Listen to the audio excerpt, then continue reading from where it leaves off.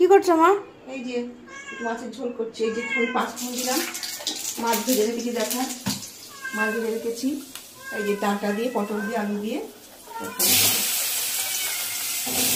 একসাথে দিয়ে দিলাম। কড়াটা দিয়ে কড়াটা খেয়ে চাইছে নাও। এই ডাঁটা নিয়ে আসলাম, কিনে আসলাম, এই ডাঁটা মাছটা নিয়ে আসলাম। এই মাছটা দিয়ে ঝোল করবো। আর এই যে লাউ করেছি, এখানে লাউ করলাম। আর ভাতটা করে দিচ্ছি, ভাত হয়ে গেছে। আর এই যেটা আর ওটা হচ্ছে ওদের জন্য। আর ওপরে দিদি এগুলো দিয়েছে, টক ডাল আর ঢোকা। ও তো খাবে না, আমি খাবো। এই হচ্ছে আজকের মেনু, রোববারের মেনু। আমার মেয়ের শরীর খারাপ, আজকে মাংস অন্য কিছু হচ্ছে না। এই আমার খুব দেরি হয়ে গেছে বন্ধুরা, রেশন তুলতে গেছি, তার বাজার করেছি, আর সব দেরি, পুজো হয়নি। পুরো কাপড় কাচা হয়ে গেছে, কিন্তু পুজো হয়নি আমার।